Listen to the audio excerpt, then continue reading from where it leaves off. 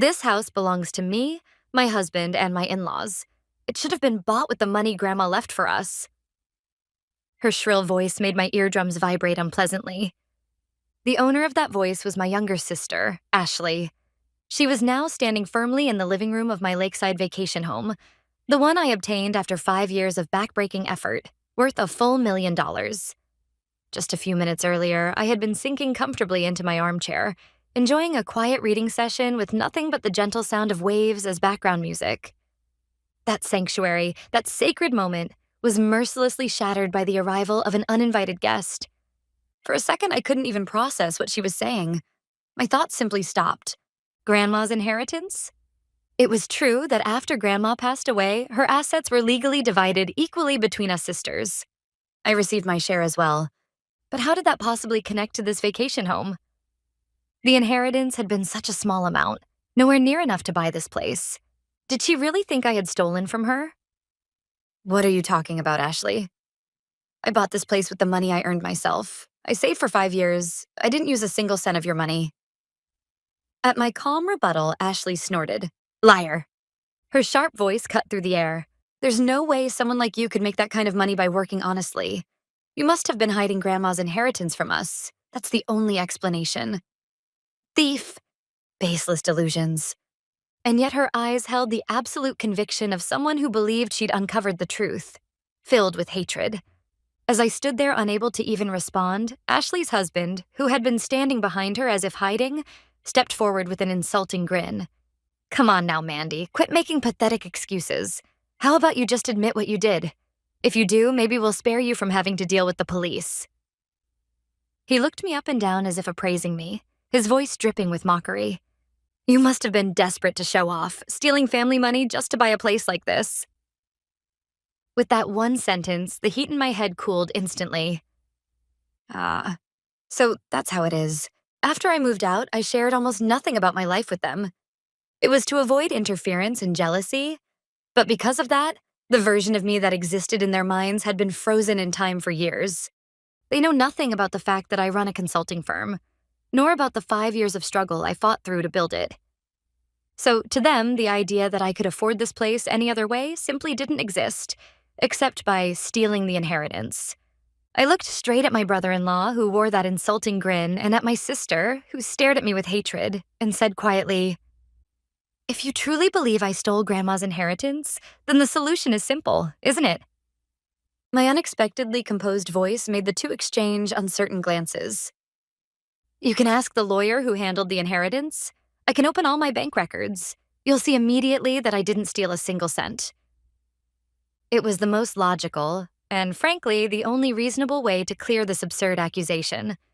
At my perfectly reasonable argument, Ashley was momentarily at a loss for words and looked up at her husband anxiously. Noticing her wavering demeanor, her husband immediately stepped forward, pulled Ashley close by the shoulder, and said with a mocking smile, Hey, don't let her fool you with such obvious lies, Ashley. A lawyer. Bank records? Mandy could fake all of that with money. Did she really think such cheap tricks would scare us off? Ashley, reassured by her husband's whisper, once again glared at me with eyes burning with hatred, as if his words were the only truth in the world.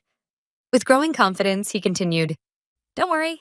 We've got solid evidence that Mandy kept the family money for herself. Your parents know everything, too. If it comes to it, they'll testify in court. Once this goes to trial, there's no way she can talk her way out. He didn't explain what this so-called evidence was, but spoke with the confidence of a man who believed his victory was guaranteed. Ashley, who knew nothing about the law, took his confidence as proof that they could win. Completely taken in by her husband, she flashed a triumphant smile. You heard him, right? We have evidence and witnesses. We're going to sue you. In court, we'll expose all your lies and betrayal, and this house will go to its rightful owners. Us. That's all there is to it. With that declaration, she grabbed her husband's arm and turned her back on me. They left like a storm passing through. I stood there alone, stunned. This place was supposed to be where I built my future with the people I love, a place of inspiration. And now it was being trampled on by my own family. What evidence could they possibly have? They said my parents knew everything. I pulled out my phone and tapped my mother's number. Hello, Mandy? Her voice on the other end sounded colder than usual. Mom, Ashley came here just now and said something unbelievable. She thinks I bought this vacation home with Grandma's inheritance. Of course that's not true. I bought it entirely with the money I earned. Desperate but still trying to stay logical, I explained the situation. My mother would understand how absurd this all was. I believed that. There was a long silence on the other end of the phone. When my mother finally spoke, her voice was nothing like the sympathy or comfort I had hoped for. Mandy, about that.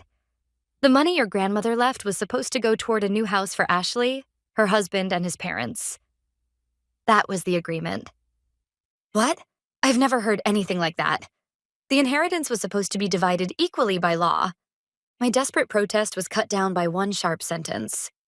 No, you're just forgetting. That cold dismissal left me speechless. Is this the evidence they were talking about? There was a rough sound on the phone and then a different voice, lower, heavier, and filled with intimidation, struck my ears. My father. Mandy. There wasn't even a hint of concern for his daughter in his tone. I heard everything from your mother. Your excuses are disgraceful. Dad, no, it's not true. I never stole. Listen. My words were shut down instantly. You will apologize to Ashley right now and hand that vacation home over to her. That is what you're going to do. Understand? It was an order. His voice held no doubt, no hesitation. Only a deep, hollow despair filled my body, draining all strength from me. My own father, treating me like some object without a will or dignity. I couldn't say anything back. I quietly ended the call. Even my parents were siding with Ashley's fabricated lies. Why? How? The betrayal was so incomprehensible that standing upright felt impossible. Just then, a message came in from my best friend, Kelly. Mandy, check Ashley's SNS right now. That ominous sentence made my heart thump painfully. I immediately opened the app and went to Ashley's account, one I hadn't looked at properly in years. What I saw there was unbelievable. My sister stole the precious money Grandma left our family and used it to buy herself a luxury vacation home. I begged her to return it, but she wouldn't even listen. I just wanted to build a modest home with my family. A post dripping with self-pity and lies, and already flooded with hundreds of likes. The comment section was an avalanche of insults directed at me. Greedy sister. What kind of monster steals from family? Unbelievable. She's horrible. Strangers who didn't even know me were sympathizing with Ashley's fabricated story and cursing me as if I were some kind of monster. My finger trembled with anger as I scrolled. What they believed was the tragic heroine my sister Ashley so skillfully portrayed, while the 5 years of effort and success I had fought so hard to build were dismissed with a single word. Greed. This couldn't go on. If I let my emotions consume me, that would be exactly what they wanted. I clenched my teeth and, through the chaos in my mind, called Kelly. Kelly wasn't only my closest friend from college, she was also the legal advisor for my company.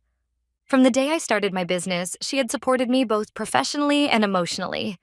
Someone truly irreplaceable. She answered before the ringing even finished.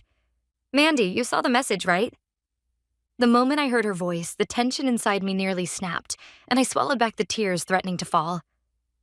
I saw it. Kelly, what am I going to do? All of it. Everything is a lie. Ashley came here, and Dad and Mom, they're all on her side. My words tangled and broke. On the other end, Kelly stayed silent, waiting patiently for me to calm down. When my breathing finally steadied, she spoke. Quiet but firm. I know. I knew you'd call. It's completely natural to feel overwhelmed right now, but you can't let it swallow you. Let's go step by step. Can you tell me everything that happened? I took a deep breath and recounted everything. Ashley's sudden visit, her husband's insults, and the phone call with my parents. When I finished, Kelly was silent for a moment, then spoke clearly and decisively. That's no longer just a family argument. Can you come to my office right now? We need to plan what to do next. Okay, I'll go right away. Her calm, steady voice helped me regain just a little control. I grabbed my car keys and rushed out of the vacation home. When I arrived at the office, Kelly placed a hot cup of coffee in front of me. She sat across from me, looking straight into my eyes. This isn't a simple family dispute. This is serious defamation and attempted coercion. Mandy, Do you have the resolve to fight back? Resolve. Yes, they're your family. You can't hold back. You'll need to go all the way. Her unwavering gaze made me swallow hard. There was hesitation, but there was no other path left. To protect my life and my dignity. I nodded firmly. I'll fight. Please, Kelly, help me. Of course, you're not alone and we're going to win. Her words were like a ray of light piercing through the darkness around me. First of all, that so-called verbal family agreement they mentioned? It has zero legal validity. Kelly stated it without a hint of doubt. In her office, we began building a concrete strategy for counterattack. The most important thing is separating your emotions completely and stacking up facts and evidence. Judges don't care about tears or sympathy, only about objective data. I understand. So what do I need to gather for that objective data? I need every document from the past 5 years proving the flow of your earnings. Pay stubs, revenue reports from your company, bank statements, savings account records. We're going to prove, perfectly, that the $1 million used to buy the vacation home came solely from your work and had absolutely nothing to do with the inheritance. Her instructions were clear. I headed straight to my company and pulled out a thick file from the back of the cabinet. Inside were the records of my blood and sweat. Everything since the day I started the business. As I turned each page, the hardships of the past 5 years came flooding back and transformed into unwavering confidence. This was my life. No one was going to take it away. A few days later, a thick envelope from the courthouse arrived in my mailbox. A formal lawsuit. My hands trembled as I opened it, and on the plaintiff line were the names of Ashley, her husband, and both my father and mother. My entire family was trying to drag me into court as a defendant. They're serious. When I showed the complaint to Kelly, she read through it calmly. Well, then, we don't need to hold back at all anymore. She immediately moved on to the next step. We need witnesses. Someone who was present when your grandmother's will was created and executed. Someone trustworthy who can testify that it was completely fair. 2 people came to mind immediately. My uncle, my father's younger brother, and his son, my cousin. Grandma had always trusted my uncle deeply. I took a deep breath and dialed his number. Mandy, what's wrong? Are you doing well? His gentle voice, the one I hadn't heard in so long, eased my heart just a little. I gathered my courage and explained everything. How my father and mother, along with Ashley, were suing me over Grandma's inheritance. I heard my uncle sharply inhale on the other end. After a long silence, he spoke in a heavy voice. Unbelievable. If your grandmother were alive to hear this, she'd be heartbroken. I knew your father always favored Ashley, but I never thought he'd go this far. Disappointment and anger bled through his tone. Mandy, you don't need to worry. His voice grew firm. So firm I could feel the strength even through the phone. I know you're telling the truth. If you need testimony, I'll gladly take the stand. And my son Ethan remembers the will's content clearly. I'm sure he'd help you too. Warmth welled in my chest. There were people who were truly on my side. Then my uncle's voice lowered, as if he were about to reveal a secret he'd kept for years. Mandy, I've never told you this before, but your father, he once pressured your grandmother to change her will, to leave more of her assets to Ashley. What? Of course your grandmother refused. She said, "My children are all equal," and stood her ground. But your father held on to that resentment for years. Maybe what's happening now is that resentment exploding in the worst possible way? A past I had never known about my father. That tenacity, it sent a chill down my spine. This wasn't just Ashley's jealousy anymore. Something deeper, uglier, was swirling beneath the surface of my family. With the promise of support from my uncle and cousin, Kelly and I prepared everything for the day to come. A few days before the trial, Kelly and I visited the courthouse for a final meeting. As we walked down the hallway, we came face to face with a group I knew all too well. Ashley, her husband, and my parents. Their attorney walked beside them. For a moment, the air froze. My father glared at me, and my mother quickly looked away. As we passed, Ashley's husband leaned toward my ear and spoke loud enough to be clearly heard. You'd better make your last desperate attempt, not that anything you say will matter. I stopped walking and slowly turned back toward him. Then, in an icy voice, I said, "I'll make you understand." My words stopped not only him, but Ashley and my parents as well. That vacation home is 100% under my name, purchased solely with my own income. Not a single cent of Grandma's inheritance was used. And the day after tomorrow, right here in this courtroom, I'll show you every piece of perfect evidence. Be prepared. My words froze everyone in the hallway. None of them could say a word as they hurried away. Beside me, Kelly, who had been quietly watching, lightly tapped my shoulder. "Well said, Mandy, it's all right. All that's left is to tell the truth in court." She was right. I had no intention of taking even a single step back anymore. The day of the trial, I sat beside Kelly at the defense table. My heart pounded violently, yet, strangely, I felt no fear. When the session began, I calmly looked at my family across the room.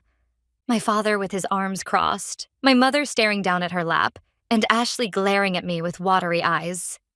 Their attorney rose dramatically, delivering an emotional speech about a non-existent verbal family agreement and a supposed betrayal of trust. When my father took the stand, he repeated baseless claims like, "She naturally understood because we're family." My mother tearfully insisted she just wanted Ashley to be happy as promised. Ashley performed perfectly as the tragic heroine, claiming, "My sister didn't just take money. She stole my dreams." Their web of lies drew sympathetic sighs from the gallery, but Kelly and I simply watched in cold silence. When their cheap theater ended and Ashley returned to her seat, Kelly stood. Her dignified presence alone shifted the atmosphere of the courtroom.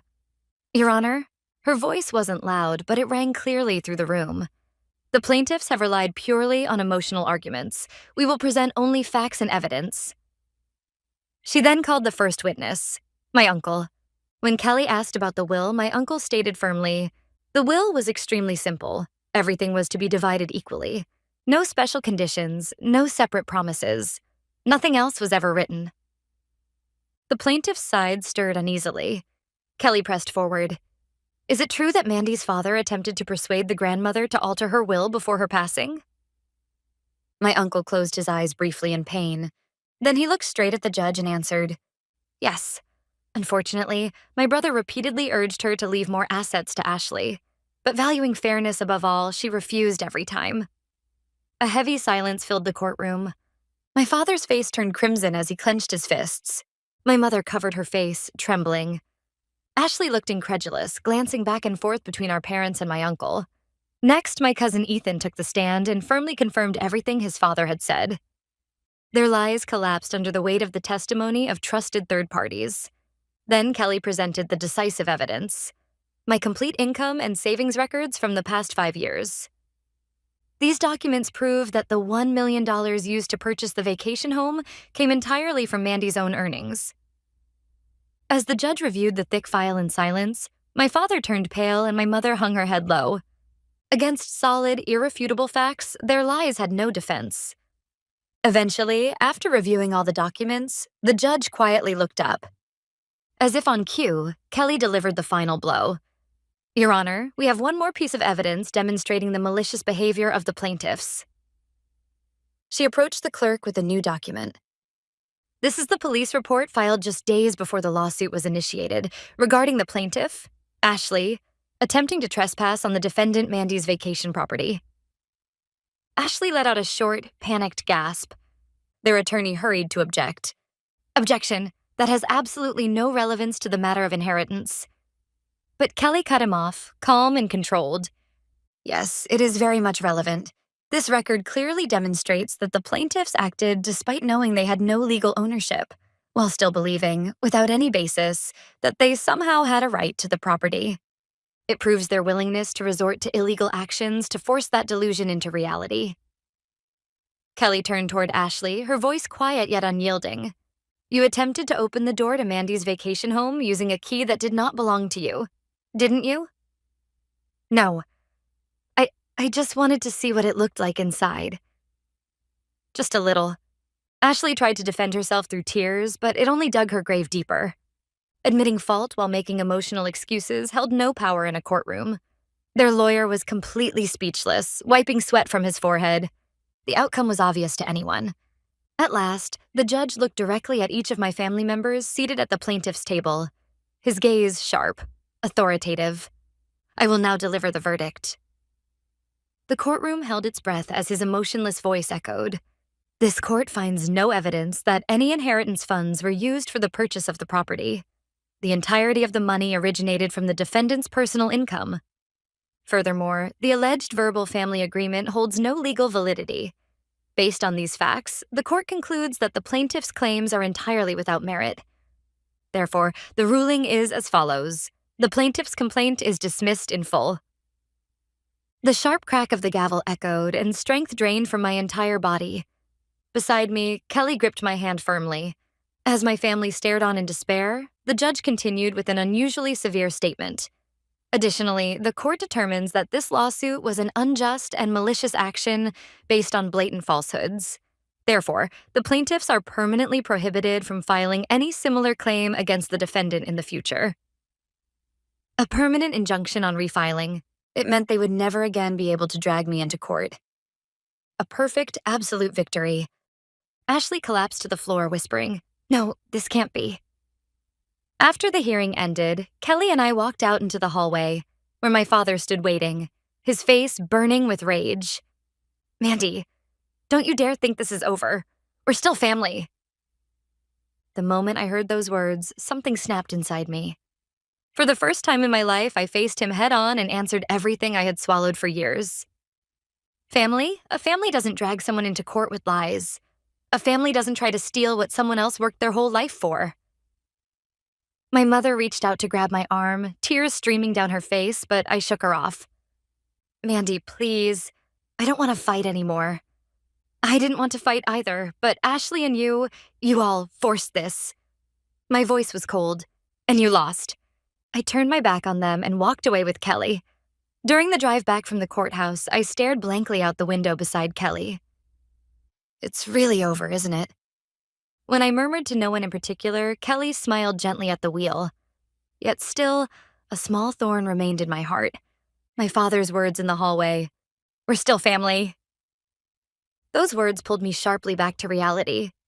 Even if they lost in court, they would keep trying to chain me with blood ties. If nothing changed, they would eventually find another way to invade my life again. "Kelly, there's still something I need to do." "What is it?" "I want to sever ties with them legally. Completely. I want to make sure they can never come near me or my vacation home again." Understanding my resolve, Kelly immediately began the procedures for a restraining order. Winning the lawsuit wasn't the end. Cutting them out of my life entirely, letting them go, was the real victory. A few days later, the restraining order was approved. My father, mother, Ashley, and Ashley's husband were legally prohibited from coming within 300 feet of my home, my company, or the lakeside vacation house. When I held the official document in my hands, I felt, for the first time, that the months of painful battle were finally rewarded. That weekend, while staying at the vacation home, I received a call from my uncle. Hesitantly, he told me about my family's afterwards. Because we exposed the truth so thoroughly in court, my parents had been completely isolated by the entire extended family. No one sides with dishonest people. But the most shocking news was about Ashley. Her social media is apparently a disaster, my uncle continued. Some of Ashley's friends, people she invited specifically to watch the trial and pity her, had been in the gallery. They saw with their own eyes every one of her lies crumble. The moment the trial ended, her SNS comment section exploded. "Liar! You're the thief. I thought you were my friend. How could you?" Every accusation imaginable flooded in. The tragic heroine persona Ashley had built shattered instantly. Those who once defended her turned on her overnight, and she lost everything, even her friends' trust. Eventually, Ashley had no choice but to delete her entire account. To make matters worse, her husband abandoned her. He had only stayed with Ashley because he wanted the vacation home. Now that the possibility was gone, he demanded a divorce without hesitation. Not only that, his ongoing affair, which began before the trial, was exposed. Ashley was now trapped in a messy, ugly divorce battle. Her in-laws, who had also expected to benefit from her future assets, turned their backs on her as well. Losing everything, her marriage, her social standing, her reputation, Ashley sank into severe depression and shut herself away in her room. A pitiable ending born from the seeds she herself had sown, but I felt no sympathy. They lied and hurt others for selfish gain. This was their natural consequence. I simply accepted the truth, that I now lived in a completely different world from them. 1 year passed after those stormy days. I now spend weekends at the vacation home with my boyfriend, and the place is filled with warmth for the first time. Sometimes I invite Kelly, my uncle, and my cousin over for dinner.